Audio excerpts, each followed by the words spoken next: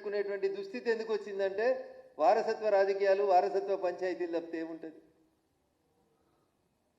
ఇందిరాగాంధీ గారు ఎవరిని పెళ్లాడిరో తెలుసు.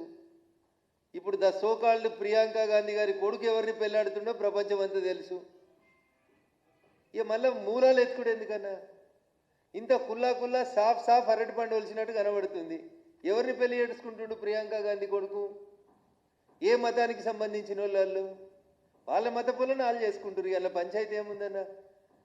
ఇవన్నిటి నుంచి తప్పించుకునేందుకు ఓట్ల కోసం ఒక ఆయన జంజం ఎత్తాడు, ఒక ఆయన గాంధీ అని పేరు పెట్టుకుంటాడు.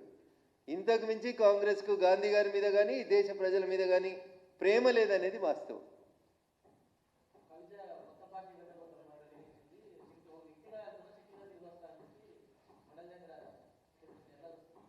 భారత ఎన్నికల సంఘం దగ్గర 6201 పొలిటికల్ పార్టీలు రిజిస్టర్ అయినాయి. సోదరి కవిత గారు రిజిస్టర్ చేస్తే 6202 అయితే సంతోషం, స్వాగతిస్తాం.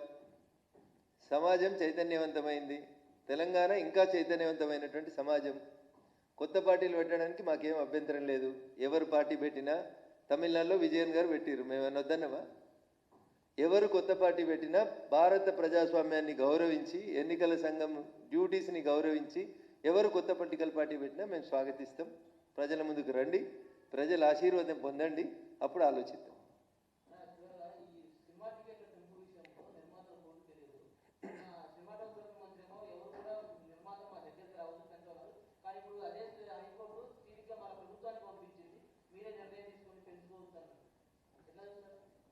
రాష్ట్ర ప్రభుత్వం ఒక నటునికి సంబంధించినటువంటి సినిమా టికెట్లు పెంచుకోవడానికి అవకాశం ఇచ్చి, ఇంకో నటునికి సంబంధించినటువంటి సినిమా టికెట్లు మేము అట్లే ఉండాలని చెప్పడం, ఇది పక్షపాతం కిందికి వస్తుంది.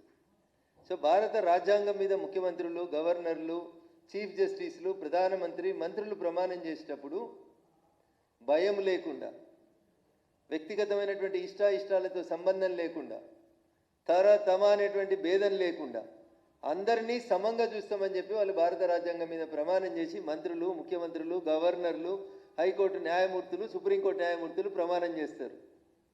ఒక నటుని సినిమాకి ఒక రూలు, ఇంకొక నటుని సినిమాకి ఇంకొక రూల్ ఉండడాన్ని రాష్ట్ర ప్రభుత్వం ఎట్లా జస్టిఫై చేసుకుంటుందో ఆలోచించండి. పక్షపాత ధోరణి అక్కడ కనబడుతుందా లేదా అనేది దయచేసి ఆలోచించండి.